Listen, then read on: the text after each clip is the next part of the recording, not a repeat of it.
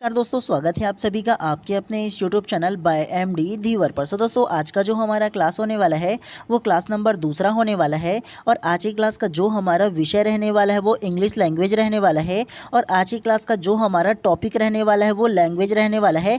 और लैंग्वेज में हम लोग ना MCQ सीरीज़ करेंगे, ठीक है। तो सबसे पहले मैं आप लोगों को बता दूँ, आप लोगों का जो इंग्लिश भाषा का जो क्लास है ना, उसमें मैं आप लोगों को सबसे पहले लैंग्वेज में आप लोगों को थ्योरी क्लास पढ़ाया था। और उसके बाद आप लोगों से कहा था कि क्लास नंबर दूसरा लाऊंगा, उसमें आप लोगों को ना ये जो लैंग्वेज का जो टॉपिक है ना उसी पर आप लोगों का MCQ सीरीज कराऊंगा।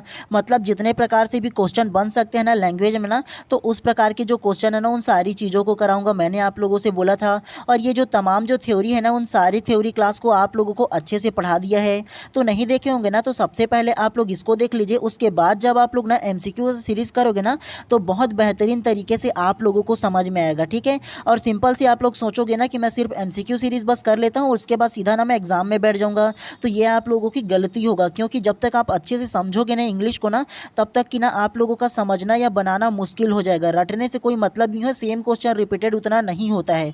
तो आप लोगों को समझने पर सबसे ज़्यादा फोकस करना है, जोर देना है आप लोगों को, ठीक है। और आप लोगों को एक चीज़ और बता दूं, जितना दिन आप लोगों के पास बचा हुआ है ना उतने दिन में ना बेहतरीन तरीके से और मन से ना पढ़ने की कोशिश कीजिए आप लोग, ठीक है। जितना ज़्यादा अभी आप लोग ना तैयारी करोगे, जितना ज़्यादा अभी आप लोग पढ़ोगे ना, उतना बेहतर तरीके से आप लोग ना एग्ज़ाम में ना अच्छे मार्क्स ला सकते हो। तो इसलिए ज़्यादा जरूरी कि अभी आप लोगों के पास 2-3 महीना जो भी टाइम है ना, बहुत अच्छे से एनालिसिस कीजिए और अच्छे से पढ़ाई कीजिए अपना, ठीक है।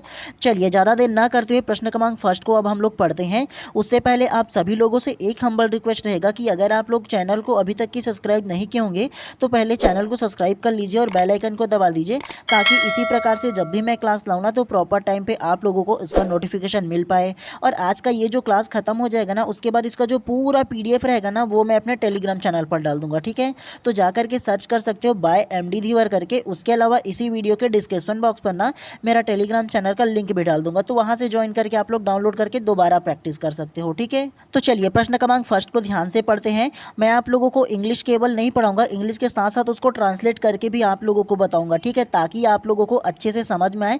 और मेरा मकसद है कि आप लोगों को इंग्लिश प्लस हिंदी दोनों में अच्छे से समझाना है। तो चलिए ज़्यादा देर अब नहीं करते हैं, अब सीधा सीधा प्रश्न क्रमांक फर्स्ट को ध्यान से पढ़ते हैं। To be learn a new language the children should encourage there. Option A physical power, option B word power, option C thinking power, या ऑप्शन डी एनालिटिकल पावर। तो ये जो प्रश्न क्रमांक एक है ना, उसको अगर मैं हिंदी में ट्रांसलेट करूँ आप लोगों के लिए ना, तो इसमें बोला गया है नई भाषा सीखने के लिए बच्चों को अपनी क्षमता बढ़ानी चाहिए। To learn a new language their child should encourage there. तो नई भाषा सीखने के लिए बच्चों को अपनी क्षमता बढ़ानी चाहिए। तो किस प्रकार की जो क्षमता है वो बढ़ाना चाहिए? तो ऑप्शन में दिया है देखो, फिजिकल पावर मतलब शारीरिक शक्ति, ऑप्शन बी वर्ड पावर शब्द शक्ति, ऑप्शन सी थिंकिंग पावर सोचने की शक्ति, या ऑप्शन डी एनालिटिकल पावर विश्लेषणात्मक शक्ति। तो कौन सा शक्ति बढ़ाना चाहिए आप लोगों को बताना है।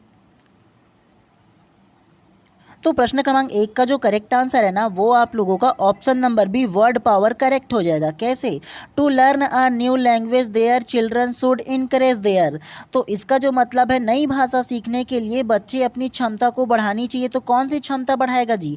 तो वर्ड पावर क्षमता ही ना बढ़ाएगा जी। हाँ, अगर नया लैंग्वेज नया भाषा सीखता है तो उस भाषा की जो वर्ड पावर है, वर्ड जितना ज़्यादा वो सीखेगा उतना ही ज़्यादा लैंग्वेज को सीख पाएगा ना। तो इसीलिए प्रश्न क्रमांक एक का जो करेक्ट आंसर होगा ना, ऑप्शन नंबर बी जो है करेक्ट हो जाएगा, वर्ड पावर। चलिए इसी प्रकार से नेक्स्ट को पढ़ते हुए चलते हैं। जितना ज़्यादा आप लोग प्रैक्टिस करोगे ना उतना ज़्यादा आप लोगों के लिए बेहतर होगा। और आप लोग ट्राई कीजिए कि मेरे आंसर लेने से पहले खुद आंसर देने की कोशिश कीजिएगा आप लोग, ठीक है। चलिए अब प्रश्न क्रमांक दूसरा को पढ़ते हैं। For language learning children should be encourage to read a lots of children literature in their target language because. तो पहले आप लोगों को ना प्रश्न क्रमांक दूसरा को हिंदी में बता देता हूँ कि ये जो प्रश्न क्रमांक दूसरा है वो क्या बोला है। भाषा सीखने के लिए बच्चों को लक्ष्य भाषा में बहुत सारा बाल साहित्य पढ़ने के लिए प्रोत्साहित किया जाना चाहिए। मतलब जब आप लोग एक लैंग्वेज सीखते हो ना तो उस लैंग्वेज को सीखने के लिए बहुत सारा जो बाल साहित्य है ना उसको पढ़ने के लिए प्रोत्साहित किया जाना है चाहिए, क्योंकि कुल की बोला है। तो option A language is caught through plenty of exposure to reading तो इसका हिंदी मतलब है ना वो भाषा सीखने के भरपूर अनुभव से सीखे जाते हैं। Option B, it keep children away from disturbing teacher and parents. तो इसका हिंदी में जो मतलब होगा ना, यहाँ बच्चे को परेशान करने वाले शिक्षक और अभिभावकों से दूर रखता है। Option C, it help improving numerical skill also. तो तीसरा का जो हिंदी होगा ना, यह संख्यात्मक कौशल को बेहतर बनाने में भी मदद करता है। एंड ऑप्शन डी को पढ़िए, it prepares student to face their challenges that away them in life. इसका हिंदी जो मतलब होगा ना, यह छात्र को जीवन में आने वाली चुनौतियों का सामना करने के लिए तैयार करता है। तो सबसे पहले आप लोग बताइए क्या इसका आंसर होगा। तो प्रश्न क्रमांक 2 का जो करेक्ट आंसर होगा ना, वो आप लोगों का ऑप्शन नंबर ए जो है करेक्ट हो जाएगा। Language is caught through plenty of exposure to reading correct हो जाएगा। कैसे?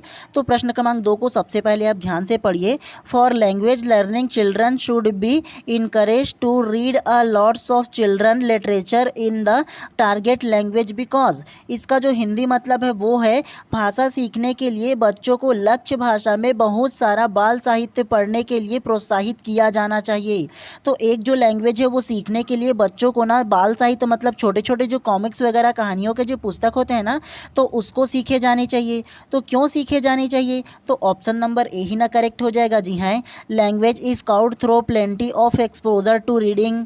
तो इसका मतलब जो होगा वो भाषा पढ़ने के भरपूर अवसर से ही ना सीखे जाते हैं। जी हाँ, अगर आपको ज़्यादा से ज़्यादा अगर किसी लैंग्वेज को सीखना है तो उस भाषा के जो अनुभव है और भरपूर आप प्रयास करोगे तब ना सीख पाओगे इसमें, है ना। तो इस प्रकार से प्रश्न क्रमांक 2 का जो करेक्ट आंसर होगा ना, ऑप्शन नंबर ए जो है करेक्ट हो जाएगा। चलिए नेक्स्ट प्रश्न को पढ़ते हुए चलते हैं इसी प्रकार से। चलिए प्रश्न क्रमांक 3 को अब ध्यान से पढ़िए। A child learn the first language through. Option A speech, option B reading, option C writing या ऑप्शन डी मिस्टेक्स।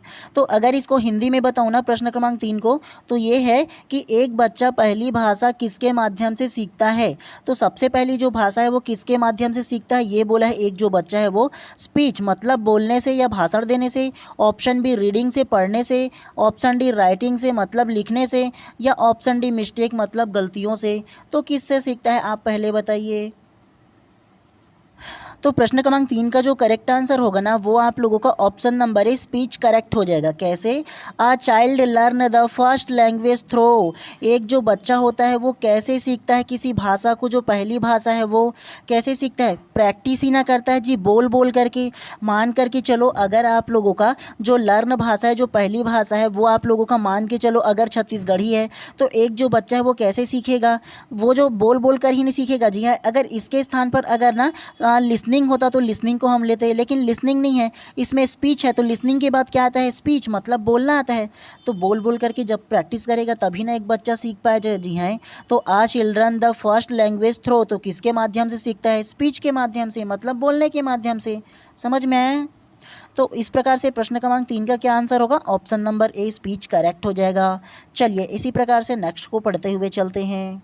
चलिए प्रश्न क्रमांक 4 को ध्यान से पढ़िए। विच of the following is not a learner factor in second language acquisition. तो अगर मैं आप लोगों को प्रश्न क्रमांक 4 को हिंदी में ट्रांसलेट करूँ ना, तो इसमें बोला है कि निम्नलिखित में से कौन से द्वितीय भाषा सीखने में ना शिक्षार्थी के कारक नहीं है बोला है। Option A age, option B health, option C intelligence या ऑप्शन डी एप्टीट्यूड। तो क्या इसका आंसर होगा पहले आप बताइए, फिर मैं इसका ना विस्तार पूर्वक आप लोगों को आंसर बताऊंगा। तो प्रश्न क्रमांक 4 का जो करेक्ट आंसर है ना, वो आप लोगों का option number B health correct हो जाएगा। कैसे? Which of the following is not a learner factor in second language acquisition. तो इसका जो मतलब है निम्नलिखित में से कौन द्वितीय भाषा सीखने में शिक्षार्थी के कारक नहीं है। तो द्वितीय भाषा सीखने में जो कारक नहीं होगा ना, वो हेल्थ करेक्ट हो जाएगा। कैसे? तो मान के चलो आपका जो द्वितीय भाषा है वो अंग्रेजी है और आप अंग्रेजी सीखना चाहते हो, तो सीखने के लिए क्या ये कारक के रूप में होगा? क्या हेल्थ जो है वो आपको बाधित करेगा क्या सीखने के लिए? नहीं ना करेगा। तो इस प्रकार से प्रश्न क्रमांक 4 का जो करेक्ट आंसर होगा ना, ऑप्शन नंबर बी हेल्थ जो है करेक्ट हो जाएगा। चलिए इसी प्रकार से नेक्स्ट प्रश्न को पढ़ते हुए चलते हैं। चलिए प्रश्न क्रमांक 5 को अब ध्यान से पढ़िए। English belong to the blank family of origin. जो हिंदी मतलब होगा ना, अंग्रेजी मूल के परिवार से संबंधित है। तो आपको बताना है कि ये जो अंग्रेजी भाषा है ना, वो किस मूल के परिवार से संबंधित है, मतलब किस फैमिली से आया है, आप लोगों को ये बताना है जो इंग्लिश है वो, ठीक है। Option A Dravidian, option B Austro Asiatic, option C Indo European या option D none of the above. क्या इसका आंसर होगा बताइए सबसे पहले आप। तो प्रश्न क्रमांक 5 का जो करेक्ट आंसर होगा ना वो आप लोगों का option number C Indo European correct हो जाएगा। कैसे? English belong to the blank family of origin. तो ये जो इंग्लिश भाषा है ना वो कहाँ से आया है, किससे संबंधित है, ये बोला है ना, तो इंडो यूरोपियन से फैमिली से आया है, ये आप लोगों को याद रखना है, ठीक है। इंडो यूरोपियन जो फैमिली है ना वहाँ से ये जो इंग्लिश भाषा है, इंग्लिश लैंग्वेज है ना वो बिलोंग करता है, वहाँ से आया है, ये आप लोगों को याद रखना है इसके बारे में।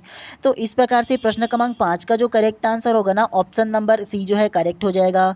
और अंग्रेजी भाषा को ना आधुनिक विश्व का भाषा माना जाता है क्योंकि ना समय के साथ ना अत्यधिक लोग ना ये जो भाषा है उसका प्रयोग किया जाता है और वर्ल्ड लैंग्वेज हो गया है आजकल। आप लोगों को पता होगा इंग्लिश जो है वो, तो इंग्लिश जानना सभी के लिए बहुत ही ज़्यादा ज़रूरी हो गया है। चलिए प्रश्न क्रमांक 6 को ध्यान से पढ़िए अब। If a person has just started learning a language and has acquired a good command over grammar, it simply that see he. तो इसका अगर मैं हिंदी में बताऊं ना तो इसमें बोला है यदि किसी व्यक्ति ने ना अभी अभी इंग्लिश भाषा सीखना शुरू किया है या कोई भाषा सीखना शुरू किया है और ग्रामर पर ना या व्याकरण पर उसकी अच्छी पकड़ है तो इसका अर्थ है कि वह, तो आपको बताना है कि इसका क्या मतलब होगा। Option A can communicate effectively, मतलब वो प्रभावी ढंग से संवाद कर सकता है, बोल सकता है। Option be know the rule of the language, मतलब जो भाषा के जो रूल है ना जो नियम है उसको जानते हैं। Option C feels confidence well expressing herself himself, तो इसका मतलब होगा ना वो स्वयं को अभिव्यक्त करते समय ना आत्मविश्वास महसूस करता है, मतलब बोलते समय ना खुद को ना आत्मविश्वास मोटिवेटेड फील करता है। या option D can speak the language fluency, भाषा प्रवाहिता से बोल सकता है वो अच्छे से। तो क्या इसका आंसर होगा बताइए सबसे पहले आप। तो प्रश्न क्रमांक 6 का जो करेक्ट आंसर है ना वो आप लोगों का ऑप्शन नंबर बी करेक्ट हो जाएगा। Know the rule of the language, मतलब वो भाषा के जितने भी नियम है ना उसको जानते हैं, ये इसके करेक्ट हो जाएगा। कैसे? If a person has just started learning a language and has acquired good command over grammar, it's simply that she he. अगर किसी व्यक्ति ने ना अभी अभी कोई भाषा को सीखा है और सीखने के बाद ना उसका ग्रामर पर अच्छा पकड़ है तो इसका क्या अर्थ होगा, तो इसका अर्थ होगा ना जी कि वो ग्रामर के जो रूल है, मतलब उस भाषा के जो रूल नियम है ना उसको अच्छे से जानते हैं। Know the rule of the language, मतलब उस भाषा के जो रूल है उसको अच्छे से जानते हैं, तो यही ना करेक्ट हो जाएगा। चलिए नेक्स्ट प्रश्न को पढ़ते हुए चलते हैं इसी प्रकार से। चलिए प्रश्न क्रमांक 7 को ध्यान से पढ़िए। In oral communication what matter most it, तो इसका जो हिंदी मतलब होगा ना वो मौखिक संचार में सबसे अधिक क्या मायने रखता है, मतलब सामने तौर से जब आप लोग बोलोगे ना तो वो क्या मायने रखता है ये बोला गया है। तो ऑप्शन ए व्हाट यू से, तुमने क्या कहा। ऑप्शन बी व्हेन यू से, जब आप कहते हैं। ऑप्शन सी हाउ यू से इट, आप इसे कैसे कहते हैं। या ऑप्शन डी वेयर यू से, आप कहाँ कहते हैं। तो क्या इसका आंसर होगा बताइए सबसे पहले आप। तो प्रश्न क्रमांक 7 का जो करेक्ट आंसर है वो आप लोगों का option number see how you से इट करेक्ट हो जाएगा। आप इसे कैसे कहते हैं ये जो है ना ऑप्शन नंबर सी वो करेक्ट हो जाएगा। कैसे? In oral communication what matter most it, मौखिक रूप से संचार में सबसे अधिक क्या मायने हैं बोले है ना, तो मौखिक रूप से संचार मतलब मौखिक रूप से जब आप बोलते हो ना तो उसका जो मायने रखता है ना वो हाउ यू से इट, तुमने कैसे जो अपनी बात है ना उसको व्यक्त किया, ये सबसे ज़्यादा मैटर करता है किसी के भाषा को बोलने में।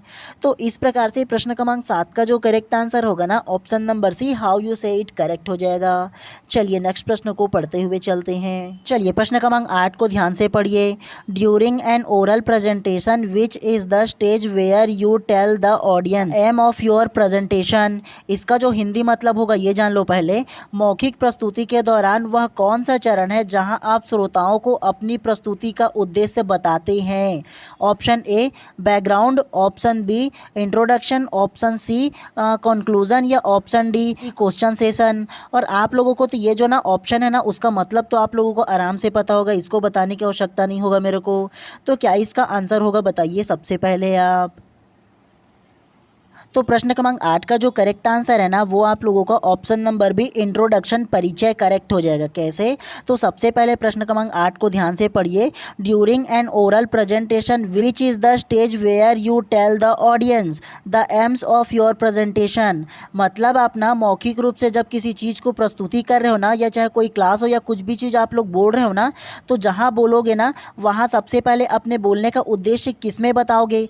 तो इंट्रोडक्शन ही में ना बताओगे जी। सबसे पहला मान कर चलो आप लोगों को मैं क्लास लेता हूँ हर दिन, तो उससे पहले आप लोगों को ना इंट्रोडक्शन देता हूँ ना कि मेरा आज का ये क्लास है, इसमें मैं ये करने वाला हूँ और ये आप लोगों का चलने वाला है बोल कर के इस क्लास में बोलता हूँ ना। तो सेम इसमें वही बोला गया है कि ना during an oral presentation which is the stage where you tell the audience. मतलब जब प्रस्तुति आप किसी चीज़ का करते हो ना, तो उस चरण में जहाँ आप श्रोताओं को ना प्रस्तुत करने का जो उद्देश्य बताते हो शुरुआती करने का, तो वो इंट्रोडक्शन में ही ना हो जाएगा। जी हैं।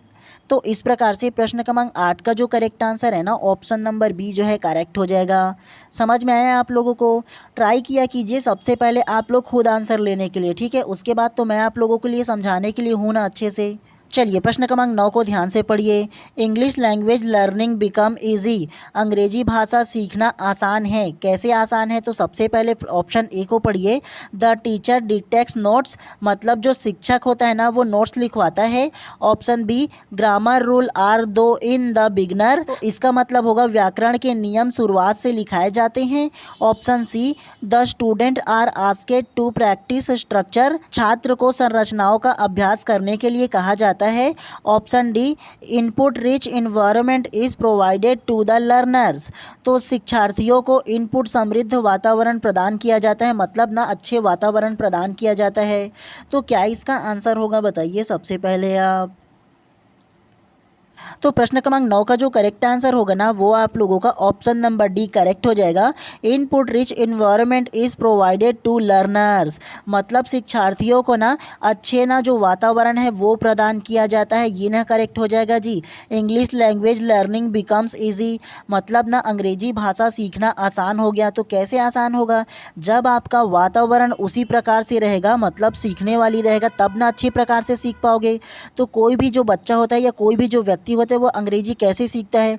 या तो उसका वातावरण ही पूरे के पूरे अंग्रेजी भाषा का होता है। मतलब आसपास के जितने होते हैं सारे लोग इंग्लिश बोलते होंगे, है ना? या जो स्कूल है वहाँ अगर इंग्लिश बोलने के लिए बोला जाता है और इंग्लिश का वातावरण होता है, तब अच्छे से सीख पाएगा। तो English language learning become easy. English भाषा सीखना आसान है। तो कैसे आसान होगा? जब वातावरण अच्छा होगा। समझ में आया? तो इस प्रकार से प्रश्न क्रमांक 9 का जो करेक्ट आंसर होगा ना ऑप्शन नंबर डी जो है करेक्ट हो जाएगा। चलिए नेक्स्ट को पढ़ते हुए चलते हैं। चलिए प्रश्न क्रमांक 10 को ध्यान से पढ़िए। और एक चीज़ आप लोगों को बता दूं, अगर ना मेरे पढ़ाने में किसी प्रकार से आप लोगों को ना मिस्टेक लगी या कुछ भी आप लोगों को थोड़ा सा अलग लगे ना, तो बेशक आप लोग उसको इग्नोर मत कीजिएगा, मेरे को कमेंट करके बताइएगा। अगर उसको ना आगे नेक्स्ट चल के जो क्लास आएगा ना उसमें सुधारने का बिल्कुल कोशिश करूँगा, ठीक है? क्योंकि मैं ये जो इंग्लिश का जो क्लास है ना, जो सब्जेक्ट है उसको फर्स्ट टाइम पढ़ा रहा हूँ, इसकी वजह से हो सकता है थोड़ा बहुत, ठीक है? चलिए प्रश्न क्रमांक 10 को अब ध्यान से पढ़िए। If your student come from a diverse background you should. मतलब इसका हिंदी मीनिंग होगा ना, यदि आपके छात्र विविध मतलब अलग अलग पृष्ठभूमि से आते हैं, यू शुड आपको करना चाहिए। तो आपको क्या करना चाहिए ये बताना है। Option A understand their culture and linguistic background. तो इसका हिंदी मतलब होगा उसकी सांस्कृतिक और भाषाई पृष्ठभूमि को समझे। Option B discourage them to use their mother tongue. तो इसका मतलब होगा उन्हें अपनी मातृभाषा का उपयोग करने से हस्तक्षेप करे, मतलब रोके। Option C ask them to use only target language. तो इसका हिंदी मतलब होगा उन्हें केवल लक्ष्य भाषा का उपयोग करने को कहें। या option D make sure that they don't use word from their dialect. तो इसका जो हिंदी मतलब होगा ना, सुनिश्चित करें कि वे अपनी बोली के शब्दों का प्रयोग ना करें। मतलब जो अपने मदर टंग वाली जो घर में जो बोला जाता है ना, तो उसका प्रयोग ना करें, ये बोला है। तो क्या इसका आंसर होगा बताइए एक बार पहले आप। तो प्रश्न क्रमांक 10 का जो करेक्ट आंसर है ना वो आप लोगों का ऑप्शन नंबर है, understand their culture and linguistic background correct हो जाएगा। उसकी सांस्कृतिक और भाषाई पृष्ठभूमि को समझना ना एक जो शिक्षक होता है उसके लिए करेक्ट हो जाएगा। कैसे? If your student come from a diverse background you should, मतलब ना आपके जो छात्र हैं ना वो अलग अलग पृष्ठभूमि से आते हैं तो आपको क्या करना चाहिए? तो आप जो एक शिक्षक होने के नाते understand their culture and linguistic background, उनके जो कल्चरल सांस्कृतिक जो भाषा है ना और लिंग्विस्टिक बैकग्राउंड मतलब उसकी पृष्ठभूमि है उसको समझने की कोशिश ही ना करोगे। जी हाँ, तो इस प्रकार से प्रश्न क्रमांक 10 का जो करेक्ट आंसर है ऑप्शन नंबर ए जो है करेक्ट हो जाएगा। उसके अलावा आप लोग देखोगे ना तो तीनों ऑप्शन में ना ऑप्शन बी, सी और डी तीनों में ना नेगेटिव बोला गया है, लेकिन ना एक मात्र ऑप्शन नंबर ए पॉजिटिव बोला गया है। और देखो एक चीज़ आप लोगों को बता दूं, चाहे वो किसी सब्जेक्ट का हो, अगर प्रश्न पॉजिटिव बोला जाए ना तो हमेशा आप लोगों को पॉजिटिव आंसर भी लेना है। ठीक है, तो ये चीज़ आप लोग हमेशा याद रखिएगा इसके बारे में। चलिए नेक्स्ट प्रश्न को पढ़ते हुए चलते हैं इसी प्रकार से। चलिए प्रश्न क्रमांक 11 को ध्यान से पढ़िए। Roshan can speak English and Telugu well speaking in English he sometime use the word of Telugu this phenomenon is called. तो अगर मैं आप लोगों को इसका हिंदी में बताऊँ ना तो रोशन अंग्रेजी और तेलुगु दोनों बोल सकता है। अंग्रेजी बोलते समय वह कभी कभी ना तेलुगु शब्द का भी इस्तेमाल करता है। तो इस घटना को क्या कहा जाता है? This phenomenon is called. तो इस घटना को क्या कहा जाता है आप लोगों को ये बताना है। Option A code mixing, option B code switching, option C influence of mother tongue या option D personal language habit. तो क्या इसका आंसर होगा बताइए सबसे पहले आप। तो प्रश्न क्रमांक 11 का जो करेक्ट आंसर है ना वो आप लोगों का ऑप्शन नंबर है कोड मिक्सिंग करेक्ट हो जाएगा। कैसे? मैंने आप लोगों को जब फर्स्ट क्लास लिया था उसमें कोड मिक्सिंग और कोड स्विचिंग को बताया था ना। तो चलिए सबसे पहले ना मैं आप लोगों को ना कोड जो मिक्सिंग है उसके बारे में अपने शब्दों में बता देता हूँ। ठीक है, कोड मिक्सिंग का मतलब ये होता है कि सबसे पहले आप लोग हिंदी बोलते हो और हिंदी बोलने के बाद ना बीच बीच में अगर आप लोग अंग्रेजी बोलते हो फिर हिंदी बोलते हो, है ना। हम लोग जनरली ऐसे ही करते हैं ना कि सबसे पहले ना मैं हिंदी बोल रहा हूँ, हिंदी के साथ थोड़ा अंग्रेजी बोल दूँ और बीच में फिर से हिंदी फिर से अंग्रेजी। तो ऐसे आप लोग जब बोलोगे ना या एक लैंग्वेज से दूसरा लैंग्वेज, दूसरे लैंग्वेज से फिर से पहला लैंग्वेज, इसमें जब पहुँचोगे ना तो उसको कोड मिक्सिंग कहते हैं। एग्जाम्पल अगर आप लोगों को बताऊँ ना तो मैं बहुत बिजी हूँ, तो मैं बहुत हिंदी है और बीच में ये जो बिजी आया ना वो अंग्रेजी हो गया और उसके बाद फिर से है बोला ना तो वो हिंदी है। तो मैं बहुत बिजी हूँ, तो मैं बहुत क्या है हिंदी हो जाएगा और बिजी क्या होगा अंग्रेजी हो जाएगा और हूँ क्या हो जाएगा हिंदी हो जाएगा। तो ये क्या कहलाएगा? कोड मिक्सिंग कहलाएगा। समझ में आया ना कोड मिक्सिंग क्या होता है। सेम इसमें प्रश्न क्रमांक 11 में बोला है उसको ध्यान से पढ़ो। Roshan can speak English and Telugu. तो रोशन जो है ना इंग्लिश और तेलुगु दोनों बोल सकता है। वेल स्पीकिंग इन इंग्लिश, तो जब वह ना अंग्रेजी बोलता है he sometime use word of Telugu, मतलब बीच बीच में ना वो तेलुगु का शब्द भी बोलता है। तो दिस फेनोमेना इज कॉल्ड, तो इस घटना को क्या कहा जाता है? तो कोड मिक्सिंग ही ना कहा जाएगा। जी हाँ, जब वह देखो अंग्रेजी बोलता है फिर बीच में तेलुगु बोलता है फिर अंग्रेजी बोलेगा तो वो क्या कहलाएगा? कोड मिक्सिंग कहलाएगा। उसके अलावा आप लोगों को ना कोड स्विचिंग क्या होता है ये समझा देता हूँ, ध्यान से समझिएगा। आप लोगों को फर्स्ट क्लास में भी बता दिया हूँ और अभी भी बता रहा हूँ, तो ध्यान से समझने की कोशिश कीजिएगा। ठीक है, कोड स्विचिंग उसे कहेंगे जब हम लोग ना एक लैंग्वेज में बोलेंगे सबसे पहला, उसके बाद तुरंत ही बदल करके ना दूसरा लैंग्वेज में बोलने लगेंगे। मान के चलो मैं अगर हिंदी में बोल रहा हूँ ना कि मेरा तबीयत खराब है सो आई डोंट गो देयर, तो पहले अगर आप लोग हिंदी बोलोगे उसके बाद जब इंग्लिश बोलोगे ना प्रॉपर, बीच में तीसरा लैंग्वेज और नहीं घुसाओगे, ठीक है, ये दूसरा लैंग्वेज को फिर से नहीं घुसाओगे ना, तो वो कोड स्विचिंग कहते हैं। मतलब पहला लैंग्वेज हिंदी में बोले उसके बाद स्विच करके ना आप लोग क्या बोले इंग्लिश में बोलना शुरू कर दिए, तो वो कोड स्विचिंग होता है। जब आप लोग एक लैंग्वेज में बोल रहे हो उसके बाद फिर दूसरा लैंग्वेज में बोलने लगोगे ना और बीच में किसी अन्य लैंग्वेज का उपयोग नहीं करोगे तो वो कोड स्विचिंग कहलाता है। लेकिन आप जब ना एक लैंग्वेज बोलोगे फिर दूसरा लैंग्वेज बोलोगे फिर से कोई तीसरा लैंग्वेज बोलोगे ना एक ही शब्द में, जैसे हिंदी में पहले बोले फिर इंग्लिश में बोले फिर से हिंदी में बोलने लगे एक ही लाइन में, तो वो क्या कहलाएगा? कोड मिक्सिंग कहलाएगा। ठीक है, तो इन दोनों के डिफरेंस को आप लोगों को अच्छे से समझना है। बार बार आप लोगों को समझाने का मतलब ये है कि इसमें से प्रश्न हर साल पूछा जाता है, तो याद रखना है आप लोगों को प्रश्न क्रमांक 11 का जो कोड मिक्सिंग और कोड स्विचिंग है वो। ठीक है, चलिए अब हम लोग ना नेक्स्ट प्रश्न को इसी प्रकार से पढ़ते हुए चलते हैं। चलिए प्रश्न क्रमांक 12 को अब ध्यान से पढ़िए। English belong to the blank family of origin. तो ये तो सेम टू सेम क्वेश्चन हो गया जी, हम लोग पहले भी इसको क्वेश्चन को पढ़े थे ना कि English belong to the blank family of origin. तो ये तो इंडो यूरोपियन आ जाएगा ना, आप लोगों को बताया था ना कि अंग्रेजी जो है वो किससे बिलोंग करता है, कौन से फैमिली से बिलोंग करता है, तो इंडो यूरोपियन फैमिली से बिलोंग करता है। तो ये आप लोगों को बताया था ना पहले। तो इस प्रकार से प्रश्न क्रमांक 12 का जो करेक्ट आंसर होगा ऑप्शन नंबर सी जो है करेक्ट हो जाएगा। चलिए नेक्स्ट प्रश्न को पढ़ते हुए चलते हैं। चलिए प्रश्न क्रमांक 13 को अब ध्यान से पढ़िए। विच of the following is not a rule of language. तो इसका जो हिंदी मतलब होगा ना वो निम्नलिखित में से कौन सा भाषा का नियम नहीं है, ये बोला है। Option A phonology, option B morphology, option C semantics या ऑप्शन डी फॉर्मलाइज्म। तो क्या इसका आंसर होगा बताइए सबसे पहले आप। तो प्रश्न क्रमांक 13 का जो करेक्ट आंसर होगा ना वो आप लोगों का option number D formalism correct हो जाएगा, औपचारिकता करेक्ट हो जाएगा। कैसे? Which of the following is not a rule of language. निम्नलिखित में से कौन सा भाषा का नियम नहीं है बोला है ना, तो जो भाषा का नियम नहीं है वो option number D formalism correct हो जाएगा, औपचारिकता। जो औपचारिकता है ना वो भाषा का रूल नहीं है, नियम नहीं है, ये आप लोगों को याद रखना है। उसके अलावा ध्वनि विज्ञान भाषा के नियम होता है, आकृति विज्ञान भी होता है और साइमेंटिक्स शब्दार्थ भी होता है।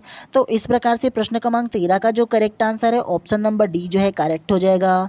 चलिए नेक्स्ट प्रश्न को पढ़ते हुए चलते हैं इसी अंदाज में। चलिए प्रश्न क्रमांक 14 को ध्यान से पढ़िए। Which one is not an articulator. कौन सा आर्टिकुलेटर नहीं है ये पूछा गया है। Option A face, option B tongue, option C lips या ऑप्शन डी टीथ। तो इसको तो मेरे को बताने की आवश्यकता नहीं है क्या इसका आंसर होगा। तो आप लोग पहले ध्यान से बताइए क्या इसका आंसर होगा और इसको ना हिंदी में ट्रांसलेट करने की ज़रूरत तो नहीं पड़ेगी, ये ऑप्शन को आप लोग ईजिली जानते होंगे। तो क्या इसका आंसर होगा बताइए सबसे पहले आप। तो प्रश्न क्रमांक 14 का जो करेक्ट आंसर होगा ना वो आप लोगों का ऑप्शन नंबर है फेस करेक्ट हो जाएगा। कैसे? विच one is not an articulator. और आर्टिकुलेटर का अगर आप लोगों को मतलब बताओ ना तो आर्टिकुलेटर का जो मतलब है जब आप ना बोलते हो ना तो जब आपके मुख से जब ध्वनि निकलता है ना तो उसमें बोलने में क्या क्या सहायक होता है वो आर्टिकुलेटर के अंतर्गत आता है। लेकिन इसमें पूछा है कि विच वन इज़ नॉट आर्टिकुलेटर, तो क्या है जो आर्टिकुलेटर नहीं है बोला है ना, तो फेस आर्टिकुलेटर के अंतर्गत नहीं आता है। जो आपका चेहरा होता है वो नहीं होता है, ठीक है। लेकिन लिप्स आपका जो होंठ होता है ना वो बोलने में सहायक है कि नहीं, आप जो भी शब्द बोलते हो तो उसमें सहायक है कि नहीं, है ना। उसके अलावा टंग आपका जीभ तो मुख्य पार्ट है उसका बोलने के लिए। उसके अलावा आप लोगों का टीथ दांत जो है वो भी आप लोगों की जो बोलना है जो ध्वनि निकलता है उसमें सहायक होता है। लेकिन फेस जो है ना वो सहायक नहीं होता है, ठीक है। तो ये विच वन इज़ नॉट आर्टिकुलेटर बोला है ना तो ऑप्शन नंबर ए फेस करेक्ट हो जाएगा इसका। चलिए नेक्स्ट प्रश्न को इसी प्रकार से पढ़ते हुए चलते हैं। चलिए प्रश्न क्रमांक 15 को ध्यान से पढ़िए। An example of a possible phonological processing disorder is. तो अगर इसको हिंदी में बताओ ना तो फोनोलॉजिकल प्रोसेसिंग डिसऑर्डर का एग्जाम्पल है इसमें बोला है। तो सबसे पहले आप लोगों को थोड़ा सा ना फोनोलॉजिकल डिसऑर्डर क्या है ये अपने शब्दों में बता देता हूँ, उसके बाद फिर आप लोग ऑप्शन को बताइएगा, ठीक है।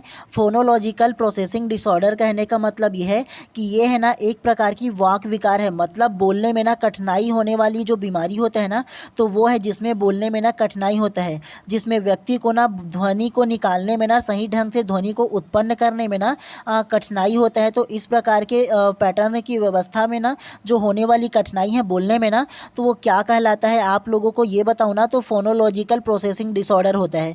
और वो जब उच्चारण करता है तो किस प्रकार से उच्चारण में उसकी गलतियाँ होता है ना तो ये इसमें ऑप्शन में दिया गया है, उसका जो एग्जाम्पल है वो दिया गया है, ठीक है। तो option A saying shine for shine, option B saying papa for father, option C saying failed for fail, option D saying went for went. तो इसको अगर हिंदी में बताने की आवश्यकता नहीं है मेरे को ना, क्या इसमें डिफरेंट है ना ऐसे ढूंढोगे ना तो इजीली आप लोग बता पाओगे। तो क्या इसका आंसर होगा पहले आप बताइए, फिर विस्तार पूर्वक और इसका आंसर दूंगा मैं। तो प्रश्न क्रमांक 15 का जो करेक्ट आंसर है ना वो आप लोगों का ऑप्शन नंबर ए करेक्ट हो जाएगा। Saying shine for shine correct हो जाएगा। कैसे?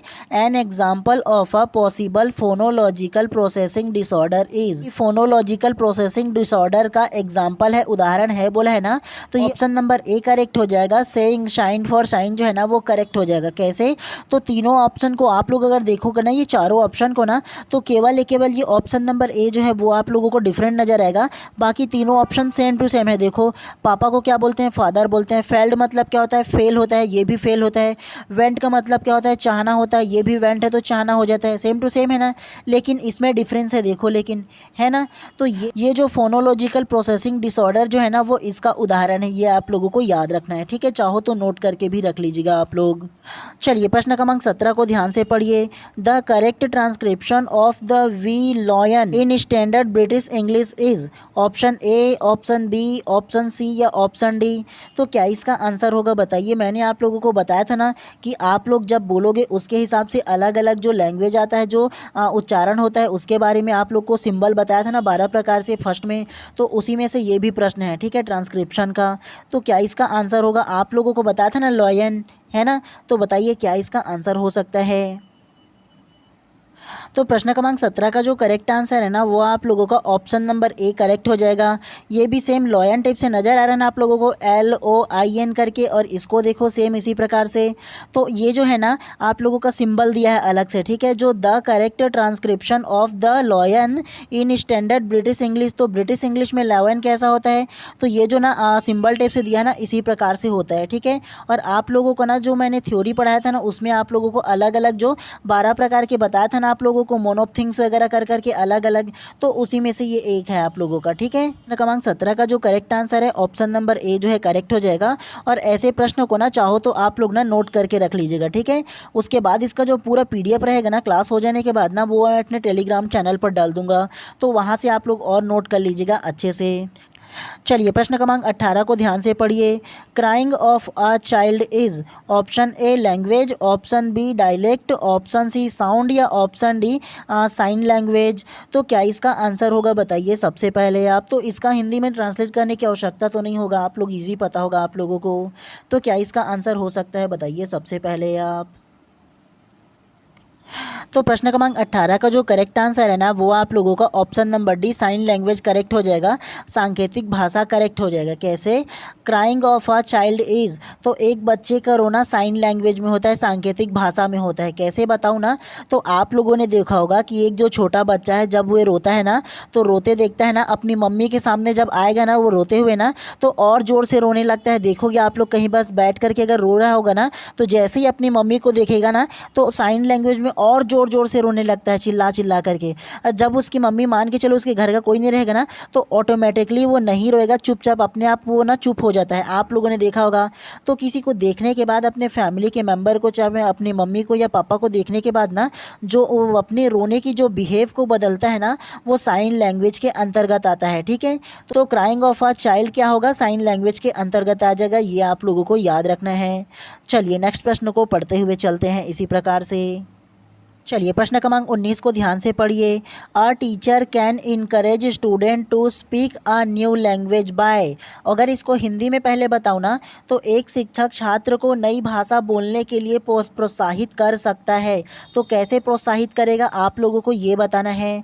Option A allowing them to speak freely well tolerating their mistake. तो इसका हिंदी में मतलब होगा ना, उसकी गलतियों को सहन करते हुए उन्हें ना खुलकर बोलने की अनुमति देना। Option B allowing them to speak well not tolerating their mistake. तो इसका हिंदी जो मतलब होगा ना, उनकी गलतियों को बर्दाश्त ना करते हुए उनको बोलने का अनुमति देगा। Option C allowing them to speak only listening and repeating. तो इसका जो हिंदी मतलब होगा ना, उन्हें केवल सुनकर और दोहराकर बोलने की अनुमति देना। या option D allowing them to speak well punishing for every mistake. तो इसका जो हिंदी मतलब होगा ना, हर गलती में उन्हें दंडित करते हुए उन्हें बोलने की अनुमति देना। तो क्या इसका आंसर होगा बताइए सबसे पहले आप। तो प्रश्न क्रमांक 19 का जो करेक्ट आंसर होगा ना वो आप लोगों का ऑप्शन नंबर ए जो है करेक्ट हो जाएगा। Allowing them to speak freely well tolerating their mistake.